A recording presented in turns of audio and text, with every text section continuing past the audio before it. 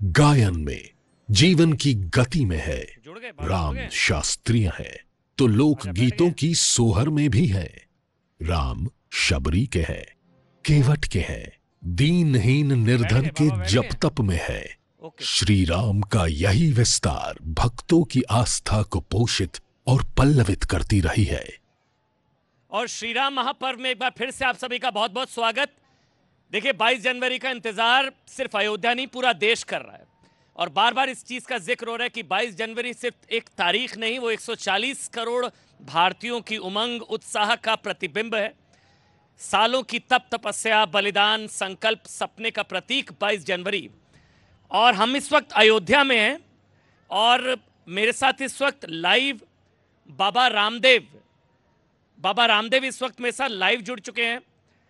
बाबा रामदेव, बहुत बहुत धन्यवाद, आपने समय निकाला। लेकिन एक शिकायत, आप यहाँ नहीं आए, आपको आना था, आप किसी वजह से नहीं आ पाए, तो शिकायत पहले आपसे। लेकिन इस वक्त मैं आपको बता दूं, अयोध्या वासी आपको सुन रहे हैं, आप लाइव हैं और बड़ी संख्या में देश के साथ साथ पूरी अयोध्या आपको आज सुन रही है।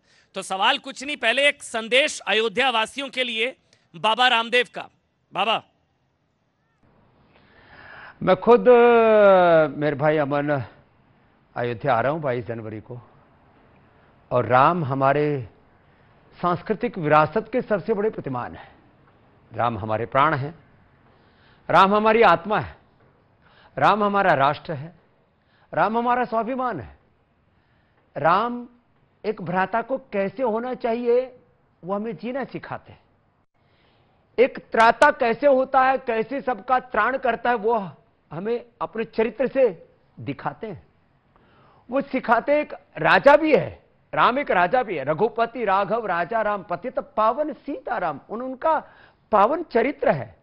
किस तरह से उन्होंने भीलों से लेकर के और क्या क्या पूरे प्रसंग हैं रामायण के, कि पूरे भारत को एकत्व के, सह अस्तित्व के, सामंजस्य के, और मैं कहां भारत की बात कर बैठा, पूरे विश्व को वसुधैव कुटुंबकम और एकत्वम अनुपश्यत, जो वेद के उद्घोष है, यह तो हमारे सांस्कृतिक उद्घोष है वसुधैव कुटुंबकम, वेद का उद्घोष एकत्वम अनुपश्यत सहनावतु यत्र विश्वम भवत्येकमित्तस्य चक्षुषा सर्वाणि भूतानि समीक्षन्ताम। सबके प्रति मैत्री, सबके प्रति करुणा, सबके प्रति उदारता, और एक बार भी जिन्होंने मर्यादा का अतिक्रमण नहीं किया, ऐसे मर्यादा पुरुषोत्तम श्याम। कुछ उनको अपना पूर्वज मानते हैं, कुछ अपना आराध्य मानते हैं, और कुछ उनको अपना परात्पर ब्रह्म मानते हैं। मैं तो उनको अपना सब कुछ मानता हूं, क्योंकि मेरा तो नाम ही रामदेव है, तो मेरे तो राम ही सर्वस्व है मेरे भाई अमन। लेकिन आपने कहा कुछ लोग प्रभु राम को मानते ही नहीं, कुछ लोग प्रभु राम के अस्तित्व को ही नहीं मानते। लेकिन अयोध्या में बैठ कर कम से कम ऐसी बात नहीं करनी चाहिए, मैं इसलिए उस राजनीतिक बात आपसे नहीं करूंगा। लेकिन मैंने जिस सवाल के साथ शुरुआत की थी, क्योंकि आपका भी एक संघर्ष रहा है, राम मंदिर की पूरी यात्रा, वो प्रमाण से परिणाम तक, वो जो संकल्प से सिद्धि तक, कई परिवारों ने अपने परिवारजनों को खोया। कार सेवकों के लिए और खासकर उन लोगों के लिए जिन्होंने बलिदान दिया बाबा, उनके परिवार वालों के लिए, या आप मानते हैं सच्ची श्रद्धांजलि कम से कम 22 जनवरी को, जिन्होंने प्राणों की आहुति दी प्रभु राम मंदिर के लिए?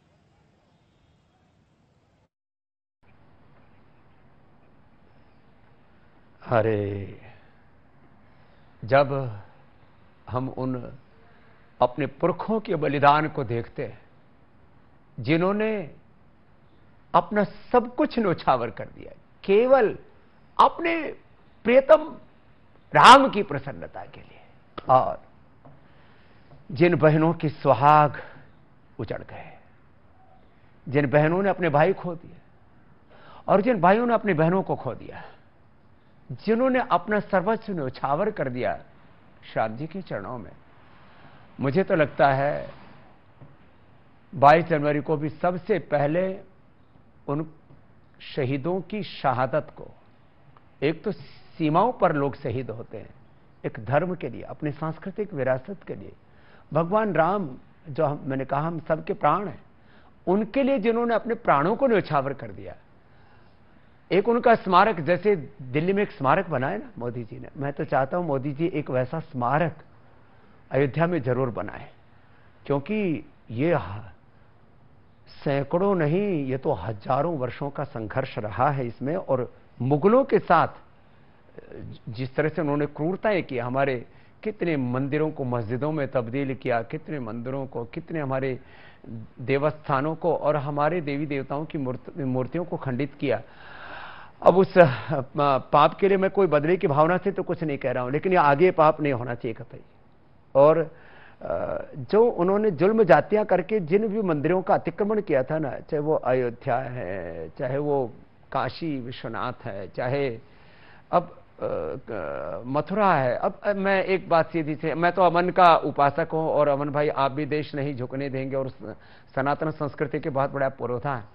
लेकिन मैं कई बार सोचता हूं, हमारे मुसलमान भाइयों के मजहब का हम आदर करते हैं, हम तो सबका आदर करते हैं, लेकिन अयोध्या में मुसलमानों का क्या काम भाई?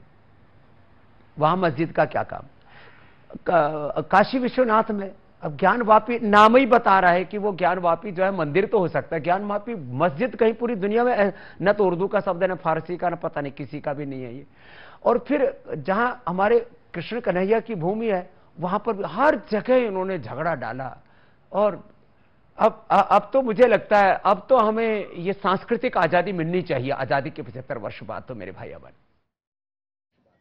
नहीं तो बाबा फिर क्या आप इस तरफ इशारा कर रहे हैं कि रामलला हम आएंगे के बाद अब कृष्ण लला हम आएंगे? क्योंकि अब मथुरा में भी सर्वे का आदेश हो चुका है, सुप्रीम कोर्ट ने दखल देने से इनकार कर दिया है। राम मंदिर में भी जो शुरुआत सर्वे के साथ हुई थी, जब मंदिर के साक्ष्य मिले थे, ज्ञानवापी परिसर का भी सर्वे, अब मथुरा का भी सर्वे। तो क्या आप इस तरफ इशारा कर रहे हैं कि अब कृष्ण लला हम आएंगे और यहाँ की तैयारी और अगली बारी मथुरा वाली? बोलना चाहिए, जैसे हम अयोध्या को राम जन्मभूमि बोलते हैं, जन्मभूमि का आंदोलन ही नहीं बोला, विवादित तो वो लोग बोलते हैं जो है, जो हर जगह पचड़ा डालते हैं, झगड़ा डालते हैं, अमन चैन के जो दुश्मन है मेरे भाई अमन जी। तो देखो, ये कृष्ण जन्मभूमि का मुद्दा है, उसमें मस्जिद का क्या काम भाई? मैं मक्का मदीना में कहूं कि मैं वहां पर जो है शिव मंदिर बनाऊंगा, मैं वहां पर राम जी का, कृष्ण जी का, हनुमान जी का मंदिर बनाऊंगा, तब मैं विवाद करूंगा। तो जैसे मैं मक्का और मदीना में यदि मंदिर बनाने की बात करता हूं तो यह विवाद होगा, ये युद्ध होगा, ये खून खराबा वाला काम होगा। ऐसे ही हमारे काशी विश्वनाथ में, हमारे अयोध्या जी में, हमारे जो है वृंदावन में, कृष्ण कन्हैया की भूमि में, मथुरा में, इनका क्या काम है? तो देखो भाई, आप अपने मस्जिदें बनानी है, खूब बनाओ, लेकिन हमारे देवस्थानों को तो कम से कम सांस्कृतिक रूप से प्रदूषित करने का, या एक सांस्कृतिक युद्ध जैसा, सांस्कृतिक आतंकवाद जैसा फैलाने का, यह तो बहुत बड़ा दुस्साहस है। तो यद्यपि मैं मीडिया में बहुत कम बोल रहा हूं, महीनों के बाद अमन जी, मैंने आपसे कहा कि मैं अभी विदेश की यात्रा पर जा रहा था, तो मैंने कहा मैं 10 मिनट आपसे जरूर बात करूंगा, क्योंकि मुद्दा राम जी का है, मुद्दा हमारी सांस्कृतिक विरासत का है, और उसको हमारे अमन भाई जो देश नहीं झुकने देंगे मात्र एक कार्यक्रम नहीं करते हैं, जो इस सांस्कृतिक राष्ट्रवाद की और हमारे अध्यात्मवाद की और पूरी एक तरह से देशभक्ति की एक जीती जागती एक बहुत बड़ी मिसाल है आप। तो आप जो बेमिसाल काम करते हैं, मैं यद्यपि टीवी बहुत कम देख पाता हूं, लेकिन जब कभी देखता हूं तो मैं आपके भीतर जो शौर्य, जो वीरता, जो पराक्रम और जो प्रामाणिकता, एक दिन कोई पत्रकारिता का पाठ पढ़ा रहा था, आपने उसको वहीं पर ऐसे बंद किया कि भाई साहब, पत्रकारिता धर्म क्या है, आप हमको मत सिखाइए, हम अच्छे से पढ़ के आ रहे हैं और उसको जी रहे कि कहां पक्ष में रहना है, कहां निष्पक्ष रहना है, कहां विपक्ष में रहना है। पत्रकार जो है सत्य का पैरोकार होता है, तो वो आप जो सत्य की पैरवी करते हैं मेरे भाई अमन जी, इसलिए मैंने आपसे आज बात करने के लिए आपको मना नहीं कर सका कि, और बात राम की है और बात देश की है, और वो भी अमन भाई करते हो। तो देखो भाई, अपने दिल की बातें कुछ आपसे साझा कर रहा हूं, अब हो सकता है कुछ मेरे भी और दुश्मन बन जाए, तो हमने तो ठान ही रखा है। मतलब जैसे राम के अस्तित्व को नकारने वाला ही अगर सच्चा पत्रकार है तो मुझे वो उपाधि नहीं चाहिए। लेकिन एक उदाहरण आपने मथुरा का दिया। अभी इंद्रेश कुमार आरएसएस के सीनियर लीडर हैं, उन्होंने एक सुझाव दिया कि सांप्रदायिक सौहार्द की एक बड़ी मिसाल होगी अगर मुसलमान भाई बड़ा दिल दिखाएं और काशी और मथुरा को सौंप दे कोट अनकोट इंद्रेश कुमार, आपको लगता है कि ये एक बड़ी मिसाल कायम की जा सकती है सांप्रदायिक सौहार्द की? ऐसे में जो बंटवारे की दुकान चलाते हैं उनके भी दुकान पर ताला लगेगा। लगता है कि एक मिसाल पेश की जा सकती है, मतलब अयोध्या कोर्ट से, लेकिन काशी और मथुरा सपोर्ट से। ये होना चाहिए बाबा रामदेव। हाँ, और जो जो कह रहे हैं ना, हमने तो मोहब्बत की दुकान खोल रखी है, उनको भी मैं कहना चाहूंगा। और जो हमारे, मैं तो सभी मुस्लिम भाइयों से मिलता हूँ, ईसाई भाइयों से भी मिलता हूँ, सिख जैन बौद्ध में, तो इस मामले में गैर सांप्रदायिक आदमी हूँ, विशुद्ध रूप से आध्यात्मिक व्यक्ति हूँ, लेकिन गैर सांप्रदायिक हूँ। मैं कहता हूं हमारे कुछ बड़े तीर्थों को कम से कम उसको स्वेच्छा से आप छोड़ दीजिए। बाकी मैं इस बात की गारंटी देता हूं, मैं भी सनातन धर्म का एक योगी, एक योद्धा, एक पराक्रमी सन्यासी हूं। मैंने पूरे जीवन को में सनातन को जिया, तो मैं इस बात की गारंटी देता हूं बाकी जगह विवाद नहीं करें। लेकिन जो हमारे सबसे बड़े आराध्य हैं, राम कृष्ण और शिव आदि, जो हमारे सबसे बड़े सांस्कृतिक प्रतीक हैं, जो हमारे सबसे बड़े सनातन के तीर्थ हैं, वहां कम से कम मुस्लिम भाइयों को स्वेच्छा से काम कर देना चाहिए। बाकी तो सारी की सारी मस्जिदें, थोड़ा सा ज्यादा बोल गया, अधिकतम मस्जिदें देवस्थानों को तोड़ करके बनाई गई है। तो मैं सारी मस्जिदों को हटाने के लिए नहीं बोल रहा हूं। अब जो उस मुगलों के समय बनाई थी उन्होंने, बाद में तो काफी उन्होंने नई जगहों पर भी बनाई है, उसके लिए मैंने कहा कि उसमें थोड़ा ज्यादा बोल दिया मैंने। लेकिन अधिकतम जो हमारे देवस्थान से तोड़ करके वो मस्जिदें बनाई गई प्राचीन काल में, तो उनमें सब में विवाद करेंगे तो फिर एक बहुत युद्ध जैसी स्थिति हो जाएगी।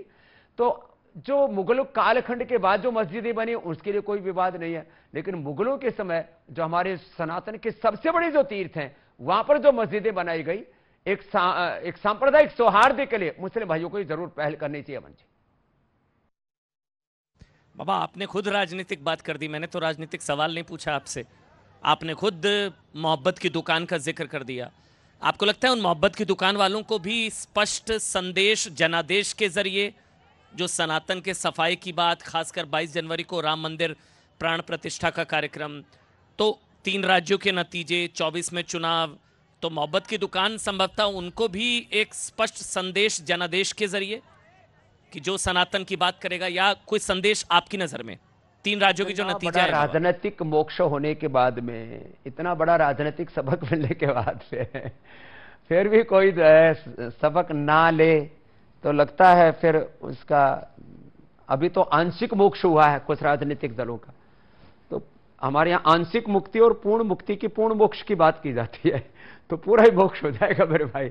और राष्ट्र के लिए, हमारे राष्ट्र धर्म के लिए, सनातन धर्म के लिए और विश्व मंगल के लिए, भारत के मंगल में विश्व का मंगल है, सनातन धर्म के मंगल में विश्व का मंगल है। तो मुझे लगता है जो भी चल रहा है विनाशकाली विपरीत बुद्धि ठीक ही चल रहा है अमन जी। इसमें तो प्रसन्नता की बात है कि वो ऐसे ही जैसे अधर्म के रास्ते पर चल रहे हैं, सनातन का विरोध कर रहे हैं, सनातन को खत्म करने की बात कर रहे हैं, हमको गोमूत्र पीने वाला बता रहे हैं, तो हम तो पीते हैं ना, हम तो पीते ही हैं। हम गौ माता का मूत्र भी पीते हैं, गोबर भी उठाते हैं, सेवा भी करते हैं, रोज गोग्रास देते हैं। ये तो हमारा धर्म है, हमारी संस्कृति। और गाय नहीं, हम तो सभी मनुष्य और मनुष्यतर सब जड़ चेतन प्राणियों में एक ब्रह्म, एक खुदा, एक अल्लाह, एक ऑलमाइटी गॉड भगवान को देखते हैं मेरे भाई अमन। और फिर आप किसको श्रेय देते हैं? बार बार कहा जाता है कि भाई राम तो सबके हैं, सिर्फ मोदी जी के थोड़ी ना है। आप भी सारा श्रेय मोदी जी को ही दे रहे हैं। आपके हिसाब से जो संकल्प से सिद्धि, बलिदान, कार सेवकों का जो भी कुछ हुआ सालों साल, वो असल हीरो कौन? मतलब जो राम मंदिर निर्माण हो रहा है, प्राण प्रतिष्ठा 22 जनवरी, आपके हिसाब से असल श्रेय किसको जाता है बाबा रामदेव? ये संकल्प से सिद्धि का हीरो कौन?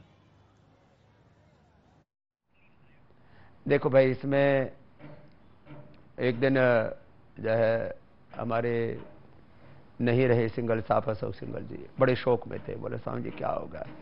और मैं अपनी बोलो तो देखो भाई अमन भाई, ईमानदारी की बात है, हमने नहीं सोचा था कि ये शायद हमारी आंखों के सामने ये गौरवशाली पल हम देख पाएंगे,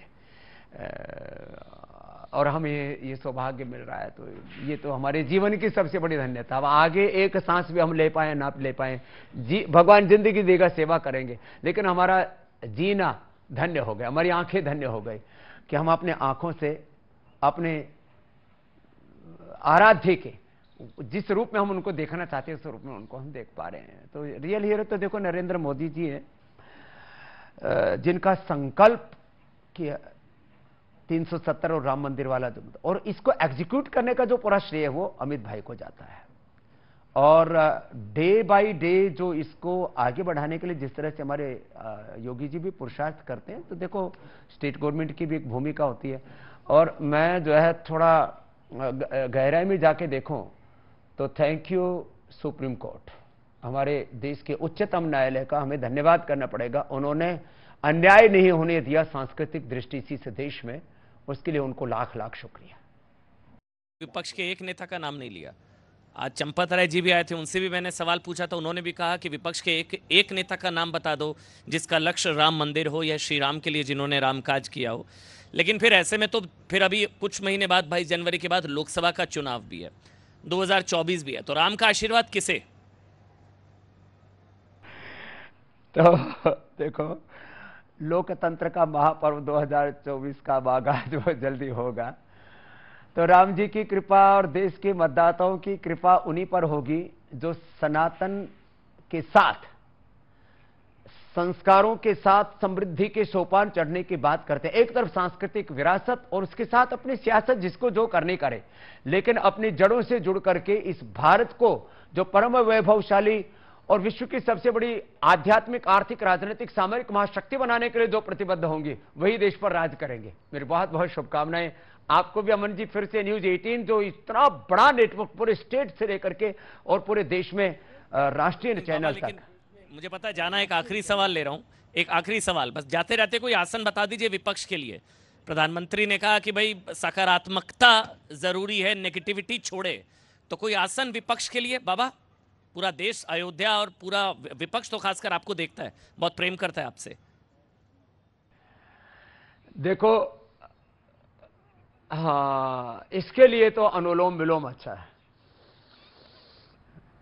ये इधर ईड़ा है, इधर पिंगला है, और ये हठयोग में हमारे आदित्यनाथ योगी जी भी हठयोगी है।